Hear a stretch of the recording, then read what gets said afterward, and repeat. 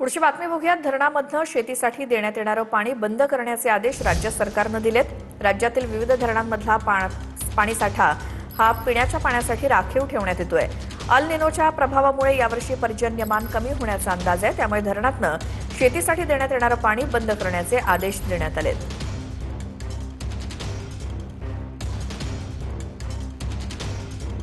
धरणातील पाणी पिण्यासाठी येत्या 31 ऑगस्टपर्यंत राखीव ठेवावं आणि बेकायदा पाणी उपशांवरती तातडीनं कारवाई करावी असे निर्देश सरकारकडून देण्यात आलेत।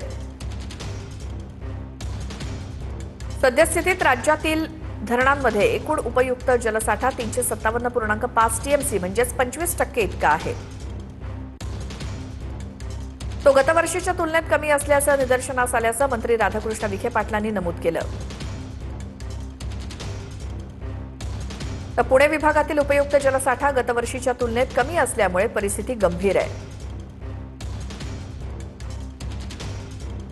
पुणे आणि पिंपरी चिंचवडमध्ये सुमारे 85 लाख नागरिकांना 31 ऑगस्टपर्यंत पिण्याचं पाणी उपलब्ध होण्यासाठी आवश्यक पाणी राखीव ठेवण्याच्या सूचना करण्यात आल्या आहेत। मराठवाडा आणि कृष्णा महामंडळाच्या अंतर्गत येणारी धरणं, जलाशय तसंच प्रमुख जलस्रोतांमधील उपलब्ध पाणीसाठ्याचा आढावा घेणार असं देखील विखे पाटलांनी सांगितलं।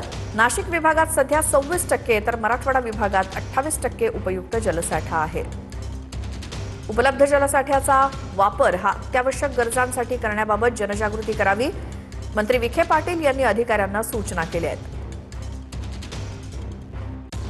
पूर्वीच माननीय मुख्यमंत्र्यांनी सूचना दिल्या होत्या की या वर्षाचा एल निनोचा परिणाम, त्यामध्ये प्राधान्यानं पिण्याच्या पाण्याची जी योजना आहे, नियोजन अतिशय चांगलं झाल्यामुळे पिण्याच्या पाण्याची तर त्यात अडचण नाही आहे। आपण सिंचनाला काही फार पाणी देऊ शकणार नाही, कारण आपण जून संपत तरी पाऊस नाही आहे, थोडी चिंतेची बाब आहे। पुण्याला जे पाणी पाहिजे त्यामध्ये आमच्याकडे आज 4 टीएमसी पाणी उपलब्ध आहे। सध्या तरी मोठ्या शहरांच्या बाबतीमध्ये कुठे अडचण नाही।